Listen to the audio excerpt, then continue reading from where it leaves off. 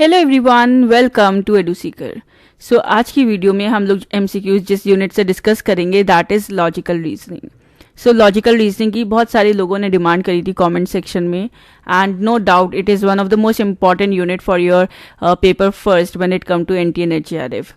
So now we will be discussing this unit in detail, and because we have already told you several times exam is nearby, so हम लोग ये try करेंगे कि जो भी questions हम लोग डिस्कस करें उसे काफ़ी डिटेल में डिस्कस करें, सो दैट जो भी टॉपिक है आपका लॉजिकल रीजनिंग के अंदर वो आपका इसी वीडियो में कंप्लीट हो जाए. So I try my best to provide you brief explanation and in a simple term, because logical reasoning is very complicated. अगर आपको इसके बेसिक्स क्लियर हो गए तो आप सारे क्वेश्चंस एकदम सही करके आएंगे, and the moment you get confused so वहाँ थोड़ा ट्रिकी हो जाता है. So I will try my best कि मैं बहुत ईजी लैंग्वेज और बहुत ईजीएस्ट वे में स्टेप बाय स्टेप जो भी एक्सप्लेनेशन है वो आपको समझाऊँ.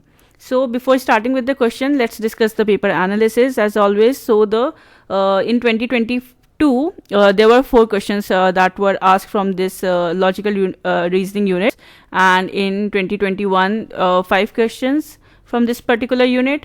In 2020 again 5 questions, and in 2019 there were 5 questions asked from this particular unit, right? If we talk about important topics, तो ऐसे टॉपिक्स जो बहुत रिपीटेटिव इस यूनिट से एग्जाम में पूछे जा रहे हैं, तो that is Indian logic. Indian logic is one of the most important unit and newly added हुआ है सिलेबस में, तो hence it is important. Then the next is classical square of opposition, so इसके बेसिक्स भी आपको clear होने चाहिए. Then there are questions that you can solve through Venn diagrams, so it is important again. Deductive और inductive reasoning के questions आते रहते हैं, and also mood and figures के भी क्वेश्चंस पूछे जा रहे हैं. Latest mood and figures is important, and apart from that आपको आर्ग्यूमेंट, स्टेटमेंट, इन सब के बेसिक्स क्लियर होने चाहिए. So these are some of the important topics from this particular unit. So now let's start with the questions. Before starting, I would like to inform you that we have launched our paper 1 test series, and this is the correct time for you to practice. So in test series you will be getting 5 full syllabus test, जिसमें 50 questions है हर एक test में. You will be getting 250 questions basically, जिसमें आपको 200 से ज़्यादा topics cover कर दिए गए हैं, and along with that answer भी बहुत डिटेल में दे रखा है, सो दैट आपकी एमसीक्यू की प्रैक्टिस के साथ साथ कंसेप्चुअल क्लैरिटी भी हो जाए. So you can buy this from our website, and also the link will be provided in the description box of the video. So now let's start with the question. So the first question is that you have to identify the paksha in the following. So here are the 2 statements and the conclusion, and these are the options. So now you have to give the correct answer, and the correct answer for this question is option A, that is yellow. So how yellow is the correct answer? Let's discuss in detail. So सबसे पहले ये समझिए आप लोग कि moods and figures क्या होते हैं. देखिए मूड्स एंड फिगर्स बेसिकली इसमें क्या होता है, इट इज़ एन आर्ग्यूमेंट जिसमें 2 प्रेमिसेस होते हैं और एक कंक्लूजन होता है, जैसे कि हमारे क्वेश्चन में था. ठीक है, अब इसमें ना 3 टर्म्स होते हैं मेनली. पहला होता है मेजर टर्म, दूसरा होता है माइनर टर्म, और तीसरा होता है मिडिल टर्म. ठीक है, अब आपको इनकी इंडियन लॉजिक में इन टर्म्स को क्या बोला जाता है आपको ये पता होना चाहिए. फॉर एग्जाम्पल, अब आपको यही नहीं पता कि पक्षा जो क्वेश्चन में पूछा गया है वो होता क्या है, तो आप आइडेंटिफाई नहीं कर पाओगे, और आप यही नहीं पता लगा पाओगे कि ये क्वेश्चन आया कहाँ से, इंडियन लॉजिक का क्वेश्चन है कि मूड एंड फिगर्स का क्वेश्चन है. So basically mood and figures के जो ये 3 टर्म्स हैं मेनली, इनको इंडियन लॉजिक में क्या बोलते हैं पहले आप ये समझिए. सो जो मेजर टर्म होता है उसे इंडियन लॉजिक में बोला जाता है साध्य. ठीक है, और जो माइनर टर्म होता है, माइनर टर्म को बोला जाता है पक्ष, और जो मिडिल टर्म होता है, मिडिल टर्म को हम लोग 3 नाम से जानते हैं इंडियन लॉजिक में. मिडिल टर्म को लिंगा भी बोला जाता है, इसको हेतु भी बोला जाता है, एंड ऑल्सो साधना. ठीक है, तो सबसे पहले आपको ये फैक्ट क्लियर होना चाहिए कि ये इनके 3 नाम है. तो अगर क्वेश्चन में पूछ लिया जाए कि साध्य कौन सा टर्म है, या हो सकता है इंडियन लॉजिक के ये वर्ड्स ना पूछे जाए, डायरेक्टली पूछ लिया जाए which identify the minor term और identify the major term, so ये कंसेप्ट आपको पहले क्लियर होना चाहिए. ठीक है, so now let's go back to this question. So देखिए क्वेश्चन के, अगर हम क्वेश्चन को आप एग्जाम्पल मानिए तो देखिए इसमें 2 स्टेटमेंट दे रखी हैं और एक कंक्लूजन दे रखा है. ठीक है, अब जो हमारा कंक्लूजन में प्रेडिकेट है, ठीक है, वो है आपका मेजर टर्म, और जो कंक्लूजन में सब्जेक्ट है वो है आपका माइनर टर्म. राइट, और जो मिडिल टर्म है मिडिल टर्म ऐसा टर्म होता है जो स्टेटमेंट में भी प्रेजेंट हो, दोनों स्टेटमेंट में प्रेजेंट हो, जो कॉमन हो, स्टेटमेंट फर्स्ट में भी है, स्टेटमेंट सेकंड में भी है। तो दोनों में स्टेटमेंट्स में ऐसा कौन सा टर्म जो दोनों स्टेटमेंट में प्रेजेंट है, दैट इज मैंगोज। मैंगोज आपको स्टेटमेंट 1 में भी प्रेजेंट है और आपको स्टेटमेंट सेकंड में भी है। पर ये जो मिडिल टर्म होता है ये कंक्लूजन में प्रेजेंट नहीं होता, ठीक है। तो ये एक इंपॉर्टेंट चीज आपको याद रखनी चाहिए। अब आप ये कहेंगे कि कैसे पता लगाएं कि माइनर टर्म कौन सा है, मेजर टर्म कौन सा है। कंक्लूजन में हो सकता है ऑरेंज मेजर माइनर हो, येलो मेजर हो, तो ऐसा नहीं होता। बहुत बेसिक और बहुत ही लेमैन लैंग्वेज में अगर मैं आपको समझाऊं तो अगर जो कंक्लूजन है, अगर आपको आइडेंटिफाई करना है माइनर और मेजर टर्म को, तो आप कंक्लूजन को 2 हिस्सों में डिवाइड कर लीजिए, ठीक है। जब आप कंक्लूजन को 2 हिस्सों में डिवाइड कर देंगे कि जो फर्स्ट पार्ट होता है कंक्लूजन का, ठीक है, ये आपका सब्जेक्ट होता है, ठीक है। तो जो फर्स्ट पार्ट होता है आपके कंक्लूजन का, इसमें जो सब्जेक्ट है that is your minor term, ठीक है। और जो सेकंड पार्ट होता है कंक्लूजन का, ये प्रेडिकेट है आपका और ये होता है मेजर टर्म, ठीक है। सो this is basically the concept of moods and figures. और ये मैंने आपको स्टेटमेंट में बता दिया है कि जो पक्षा होता है वो होता है आपका माइनर टर्म, ठीक है।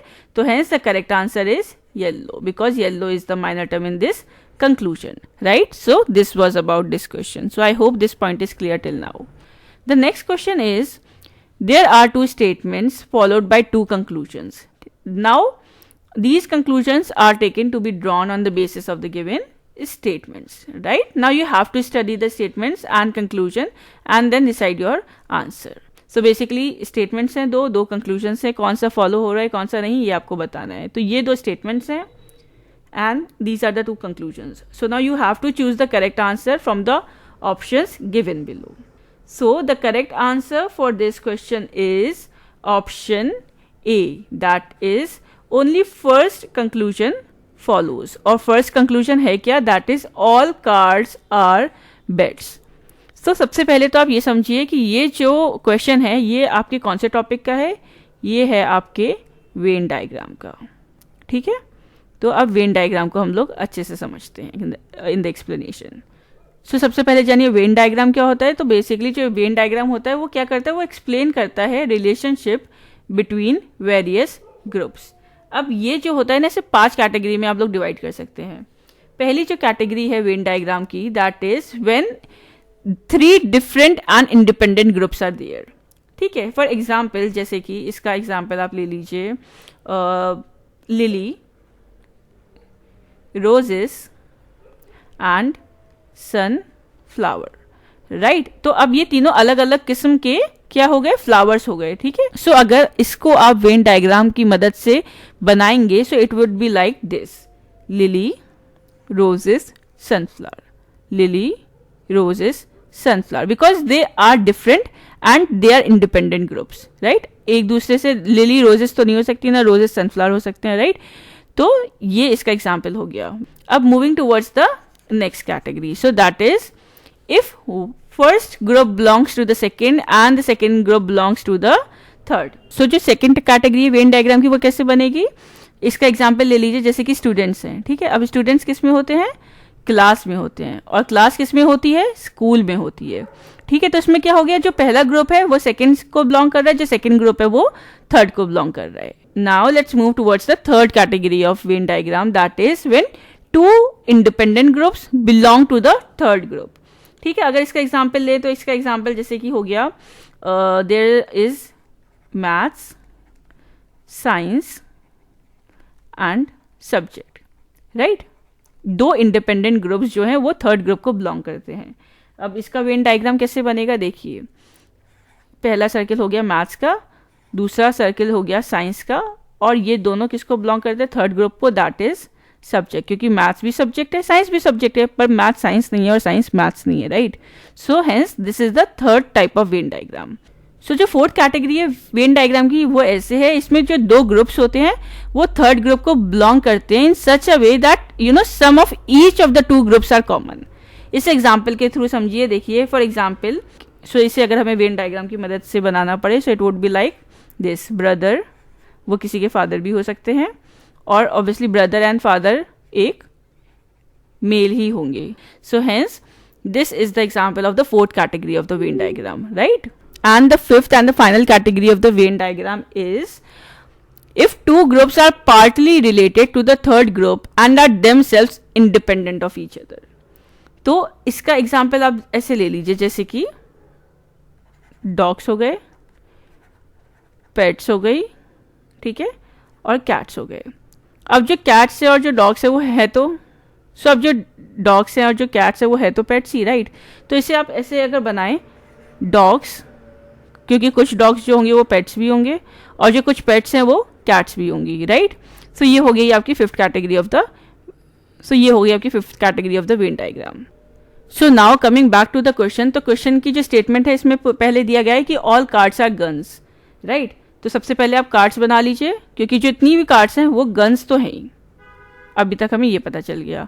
नेक्स्ट स्टेटमेंट कहती है कि जितनी भी गन्स हैं वो बेड्स हैं, all guns are beds, right. So अब आप कंक्लूजन चेक कर लीजिए। तो ऑल कार्ड्स आर बेड्स, जितनी कार्ड्स हैं वो बेड्स हैं, ऑब्वियसली यस, करेक्ट आंसर। जितने भी बेड्स हैं, all beds are cards, no, there are some beds जो कार्ड्स हैं, और वो कौन से बेड्स हैं, वो ये वाली जो कैटेगरी है, ठीक है। बाकी जो बेड है वो कार्ड नहीं है, तो ये इसलिए सेकंड स्टेटमेंट फॉलोज नहीं होती। तो hence the correct answer is only option A, that is only conclusion first follows. Okay, now let's move towards the third question. Now the third question is which one of the following combination of prepositions is considered to be contraries in the classical square of opposition? So you have the following options, and the correct answer for this question is option A, which is universal affirmative and universal negative. ठीक है, तो इसे हम लोग समझते हैं explanation में detail में कि बेसिकली स्क्वायर ऑफ अपोजिशन है क्या और ये यूनिवर्सल अफर्मेटिव यूनिवर्सल नेगेटिव है क्या, ठीक है। देखिए सबसे पहले देखिए, तो ये तो बेसिकली एक्सप्लेनेशन है इस आंसर का, इससे हम लोग डिटेल में समझते हैं with the help of a diagram. So basically अगर आप इस कंसेप्ट को अंडरस्टैंड कर लेंगे, इस डायग्राम को, तो जितने भी क्वेश्चंस हैं इस टॉपिक से वो सारे ही आप सही करके आएंगे। सो क्या होता है, क्लासिकल स्क्वायर ऑफ अपोजिशन में 4 स्टेटमेंट्स होती हैं। कौन कौन सी स्टेटमेंट होती हैं? देखिए, पहली जो कैटेगरी होती है वो होती है ए टाइप, उसे ए बोला जाता है। जो दूसरी स्टेटमेंट होती है उसे बोला जाता है E type. Third type is I type, and the fourth is O type, ठीक है। तो ये 4 स्टेटमेंट है, ये आपको याद रख लेनी है कि this is a, this is इस साइड ई रहेगा, साइड लेफ्ट पे आई रहेगा एंड राइट पे ओ रहेगा, ठीक है। तो ये बेसिकली एक स्क्वायर टाइप में आ गया, ठीक है, इसीलिए से स्क्वायर ऑफ अपोजिशन बोलते हैं। सो देखिए, जो ए टाइप की स्टेटमेंट्स होती हैं वो होती हैं यूनिवर्सल अफर्मेटिव, या फिर बोल सकते हैं यूनिवर्सल पॉजिटिव। इसके एग्जाम्पल कैसे हो गया? एग्जाम्पल हो गया that all men are good, ठीक है। तो ये सबसे पहले हमने सारे ही जितने भी मेन आ रहे हैं, ऑल हमने टर्म यूज कर लिए। ज्यादातर जो यूनिवर्सल अफर्मेटिव स्टेटमेंट्स होती हैं वो ऑल से स्टार्ट होती हैं, ठीक है। So all men are good, इसमें हमने पॉजिटिव बात बोली है, तो all men are good is an example of your universal affirmative statement. अगर यूनिवर्सल निगेटिव की बात करें तो इसमें क्या आ जाएगा? No men are good. So जो यूनिवर्सल निगेटिव होती है इसमें ज्यादातर यूज होता है नो, नन, राइट। सो ऐसे इससे जो स्टेटमेंट स्टार्ट होती है that is negative and are negative in sense are known as universal negative, ठीक है। पर्टिकुलर अफर्मेटिव की अगर मैं एग्जांपल दूं तो इसमें क्या आ जाएगा? सम मेन आर गुड, क्योंकि ये अफर्मेटिव है, पॉजिटिव स्टेटमेंट है, पर इसमें पर्टिकुलर कुछ लोगों का जिक्र किया जा रहा है, तो ये स्टेटमेंट हो सकती है जैसे कि सम मेन आर गुड और few men are good, right. और पर्टिकुलर निगेटिव में क्या हो गया? Vice versa, some men are not good और few men are not good, ठीक है। तो ये 4 स्टेटमेंट्स होती हैं। यूनिवर्सल अफर्मेटिव जो ए होती है, यूनिवर्सल निगेटिव ई होती है, पर्टिकुलर अफर्मेटिव आई होती है, पर्टिकुलर निगेटिव ओ होती है। अब इनके बीच में ना रिलेशन है। अब वो रिलेशन कैसा है? देखिए, जो ए और आई के बीच में रिलेशन है उसे बोला जाता है कॉन्ट्ररी, क्योंकि ये अपोजिट है, ठीक है। और ऐसे ही जो आई और ओ के बीच में है इसे बोला जाता है सब कॉन्ट्ररी, सब कॉन्ट्ररी, ठीक है। और जो ई और ओ और ए और आई के बीच में है, ठीक है, इसे बोला जाता है दोनों को सब ऑल्टर्न, सब ऑल्टर्न, राइट। और एक और रिलेशन बचा ये स्क्वायर में, वो कौन सा हो गया, वो हो गया आपका diagonal, that is A to O I and E. तो ये जो स्टेटमेंट, तो ये जो रिलेशन है दैट इज योर कॉन्ट्राडिक्टरी, ठीक है। So coming back to the question, अगर क्वेश्चन में देखें, सो बेसिकली क्वेश्चन में क्या पूछा गया था, क्वेश्चन में ये पूछा गया था कि जो कॉन्ट्ररी स्टेटमेंट्स होती हैं वो किसके बीच में होती है। अब कॉन्ट्ररी कौन सी हो गई, कॉन्ट्ररी हो गई आपकी ये वाली। तो कॉन्ट्ररी स्टेटमेंट किसके बीच में होती है, देखिए ए टाइप और ई टाइप के बीच में। ए टाइप कौन सा होता है, यूनिवर्सल अफर्मेटिव, और ई टाइप कौन सा होता है, universal negative. That's why the answer was A, right. So यही एक्सप्लेनेशन में दे रखा है that type A which is universal affirmative and type E which is universal negative proposition are contraries. मैंने इसलिए ये डायग्राम से एक्सप्लेन किया क्योंकि अगर मैं डायरेक्टली ऐसे एक्सप्लेन करती तो जिन बच्चों ने नहीं पढ़ा है तो शायद उन्हें वो इजी ना लगे या वो समझ में नहीं आता। अब ऐसे ही और क्वेश्चंस बन सकते हैं, आपसे ये डायरेक्टली पूछ लिया सकता है कि सब कॉन्ट्ररी स्टेटमेंट किसके बीच में होता है, तो वो आपको पता होना चाहिए, पर्टिकुलर अफर्मेटिव, पर्टिकुलर नेगेटिव। ऐसे ही आपको सारे ये रिलेशंस याद होने चाहिए। इनके कुछ रूल्स भी होते हैं, वो भी आप लोगों को पता होना चाहिए, और आने वाले क्वेश्चन में we will discuss some of the rules, right. So yes, this was all for this question. Moving towards the next question. So the next question is, which among the following schools of Indian logic do not accept Vedas? So you have the following options, and the correct answer for this question is option C, that is Ajivika. Why Ajivika is the correct answer? Now let's discuss in detail. देखिए जो Indian logic है इसमें दो schools हैं broadly अगर divide किया जाए, तो पहला है आस्तिक और दूसरा है नास्तिक, ठीक है। नाम से ही आपको समझ में आ रहा है। तो जो आस्तिक है वो ऑर्थोडॉक्स होते हैं और वो वेदास को एक्सेप्ट करते हैं, और जो नास्तिक हैं वो हेटेरोडॉक्स होते हैं, मतलब वो वेदास को रिजेक्ट करते हैं, एक्सेप्ट नहीं करते, ठीक है। देखिए तो पहले आस्तिक की कैटेगरी में कौन कौन आ गया, that is Nyaya philosophy, Samkhya, Vaisheshika, Yoga, Purva Mimamsa and Vedanta, that is also known as Uttara Mimamsa. नास्तिक में, सो नास्तिक स्कूल में कौन आ गया, जो वेदास में बिलीव नहीं करते, that is Buddhism, right. Then the next is Jainism, then the next category is Charvaka, and the fifth is Ajivika, ठीक है। तो जो आपके क्वेश्चन में पूछा गया था कि इसमें से कौन से ऐसे हैं जो वेदास को रिजेक्ट करते हैं, वेदास में बिलीव नहीं करते, तो hence the correct answer is option अजीविका, क्योंकि बाकी सारे जो ऑप्शंस में दे रखे हैं they are believer of Vedas and they accept Vedas, right, in Indian logic. So hence the correct answer was Ajivika, that is option C. Moving towards the next question. So the next question is, in which of the following arguments the relation that exists between premises and conclusion is that of logical necessity? So you have the following options, and the correct answer for this question is option B, that is in a deductive argument. So basically जानते हैं कि deductive reasoning, deductive argument या deductive statement होता क्या है। देखिए जो deductive reasoning होती है that is a logical process जिसमें जो कंक्लूजन होता है ना वो बेस्ड होता है प्रेमिसेस के ऊपर, ठीक है, और जो प्रेमिसेस होते हैं वो ट्रू होते हैं। एंड जो डिडक्टिव रीजनिंग होती है या डिडक्टिव आर्ग्यूमेंट होता है उसका जो फ्लो होता है that is from general to particular, ठीक है, एंड इसीलिए इसे रिफर्ड किया जाता है from top down logic, right, it is from general to particular. And also इसका जो अपोजिट मान लीजिए दैट इज इंडक्टिव रीजनिंग, तो इसे रिफर करते हैं बॉटम अप लॉजिक। अब जैसे कि आपको नाम से समझ में आ रहा है तो यही इसका बेसिक कंसेप्ट है कि जो डिडक्टिव होता है वो जनरल टू पर्टिकुलर होता है, पर जो इंडक्टिव होता है वो क्या होता है, पर्टिकुलर टू जनरल, ठीक है। अपार्ट फ्रॉम दैट जो डिडक्टिव रीजनिंग होती है उसमें कंक्लूजन जो है वो गारंटीड होता है ट्रू अगर प्रेमिसेस ट्रू हैं। सो अगर आपके प्रेमिसेस ट्रू हैं, ठीक है, तो डिडक्टिव रीजनिंग में it has to be has, so deductive reasoning में ये कंफर्म होगा कि जो कंक्लूजन है वो भी ट्रू ही होगा, क्योंकि कंक्लूजन कहाँ से फ्लो कर रहा है, वो प्रेमिसेस से तो फॉलो, सो कंक्लूजन कहाँ से फ्लो कर रहा है, वो प्रेमिसेस से तो फ्लो कर रहा है, देखिए टॉप टू डाउन, राइट। तो अगर प्रेमिसेस सही है तो कंक्लूजन भी सही होगा। सो बेसिकली जो डिडक्टिव आर्ग्यूमेंट होता है वो जनरल टू स्पेसिफिक होता है, कंक्लूजन जो होता है वो गारंटीड ट्रू होता है अगर प्रेमिसेस ट्रू हैं, ठीक है। और ये और क्वेश्चन पूछा जाता है कि जो सिलॉजिज्म है वो कौन सी रीजनिंग का पार्ट है, तो जो सिलॉजिज्म है वो डिडक्टिव रीजनिंग का पार्ट है, ठीक है। एंड डिडक्टिव आर्ग्यूमेंट्स जो होती है वो वैलिड और इनवैलिड हो सकती हैं। अगर हम इंडक्टिव रीजनिंग की बात करें, कंपेयर करें, तो जो इंडक्टिव रीजनिंग होती है वो क्या होती है, वो होती है डाउन टू, वो होती है bottom to up approach and also it is from particular to general, ठीक है।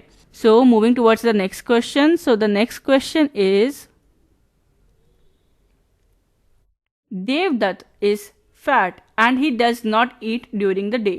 Therefore, Devdutt is eating during the night.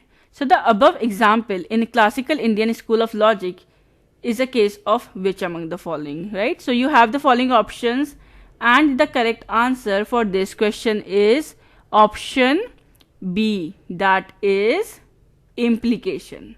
तो इसे डिटेल में समझते हैं। अभी आप ये जान लीजिए कि जो इम्प्लीकेशन होता है that is basically your assumption, इसे इंडियन लॉजिक में बोलते हैं हम लोग अर्थपति, ठीक है। तो अब ये जितने भी प्रमाण हैं basically means of acquiring knowledge, इनको हम लोग डिटेल में डिस्कस कर लेते हैं, ठीक है।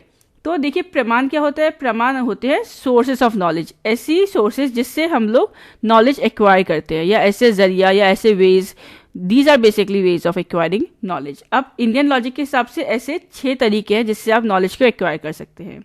पहला है प्रत्यक्ष, विच इज परसेप्शन। तो परसेप्शन क्या होता है, देखिए परसेप्शन में नॉलेज ऐसे गेन करते हैं हम लोग with the help of our sense organs. जैसे कि आपके सेंस ऑर्गन्स क्या हो गए, 5 सेंस ऑर्गन्स होते हैं, राइट।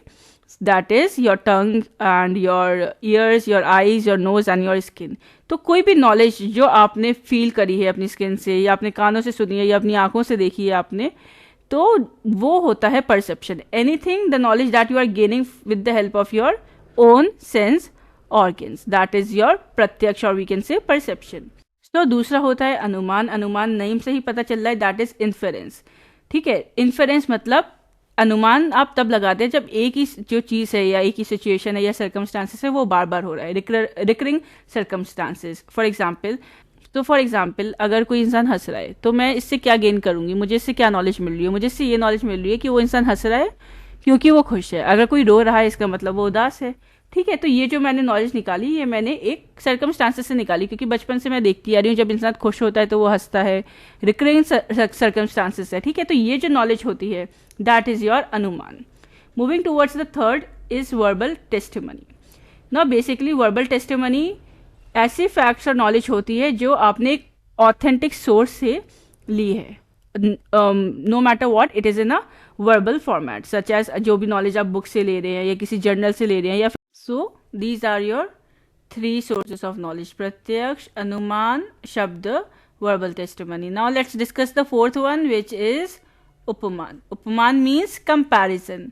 देखिए एग्जाम्पल के थ्रू समझिए। फॉर एग्जाम्पल जैसे कि मैंने इससे पहले जो क्वेश्चन सॉल्व करवाया आपको, ठीक है, तो मैंने आपको एक्सप्लेन किया deductive reasoning along with inductive reasoning. और जब मैंने आपको इंडक्टिव रीजनिंग के साथ एक्सप्लेन किया कंपेयर करके कि डिडक्टिव जो होता है वो जनरल टू पर्टिकुलर होता है और जो इंडक्टिव होता है वो पर्टिकुलर टू जनरल होता है, तो जब हमने कंपैरिजन करके स्टडी करा तो इजी टू अंडरस्टैंड हुआ। अगर मैं खाली आपको डिडक्टिव रीजनिंग के रूल्स बता देती तो वो इतना इजी टू अंडरस्टैंड नहीं होता, और फिर इंडक्टिव रीजनिंग तो वो इतना इजी टू अंडरस्टैंड नहीं होता। पर अगर आप किसी चीज को कंपेयर करते हो किसी चीज से, तो आप जब नॉलेज लेते हो तो वो बहुत इजी टू अंडरस्टैंड हो जाती है, right. So that is your fourth category, और we can say the fourth source of knowledge which is Upamana, जब आप कंपेयर करते हो एक चीज को किसी दूसरी चीज से, ठीक है, किसी चीज की तुलना करना। Then the fifth source of knowledge is your Arthapatti, ठीक है। तो अर्थपति क्या होता है, अर्थपति होता है प्रिजम्पशन। फॉर एग्जाम्पल अगर कोई इंसान बहुत पतला है, ठीक है, तो उसका मतलब यही होता है, ज्यादातर लोग यही निकालते हैं कि अरे तुम इतने पतले हो, तुम थोड़ा खाओ, थोड़ा मोटे हो जाओ। तो सबको ये लगता है कि जो आदमी पतला है वो तो खाता ही नहीं है या वो बहुत कम खाता है, पर ऐसा जरूरी तो नहीं है। हो सकता है उसका मेटाबॉलिज्म रेट बहुत अच्छा हो और उसकी डाइट अच्छी खासी हो जो पतला आदमी है, राइट। तो इसमें अर्थपति में हमने क्या कर लिया, हमने प्रिजम्पशन कर लिया कि जो पतला है तो वो कम खाता है या जो मोटा है वो बहुत खाता होगा, ठीक है। पर हो सकता है इंसान कोई मोटा है तो उसे और कोई दिक्कत हो, मेडिकल कंडीशंस हो, हार्मोनल इश्यूज हो, right. So this is your fifth source of knowledge, that is Arthapatti, जिसमें हम लोग प्रिजम्पशन लगा लेते हैं. ठीक है. Then the sixth is your Anupalabdhi, which is non apprehension, that is non availability.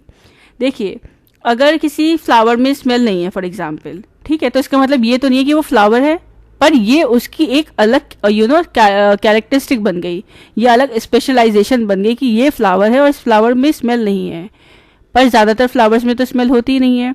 अब इसमें इस सिचुएशन में क्या हुआ, इस एग्जाम्पल में, कि जो फ्लावर की जो स्मेल नहीं है, जो चीज़ है नहीं, वो एक नॉलेज की सोर्स हो गई. So it make it unique, therefore this is the knowledge that this particular flower do not have any smell. So what we understand is that the absence of something also gives you knowledge. So these are basically your praman, or we can say the sixth sense of, yes, sixth source of knowledge. और जो आपका answer था वो आपका आ गया अर्थपति में, that is your implication. ठीक है. Moving towards the next question. So the next question is, consider the example provided below. सो ये बेसिकली सोर्स ऑफ नॉलेज का दूसरा क्वेश्चन है. अब मैंने आपको 6 सोर्स ऑफ नॉलेज बता दिए, तो होपफुली आप इसका आंसर करेक्टली दे पाएंगे.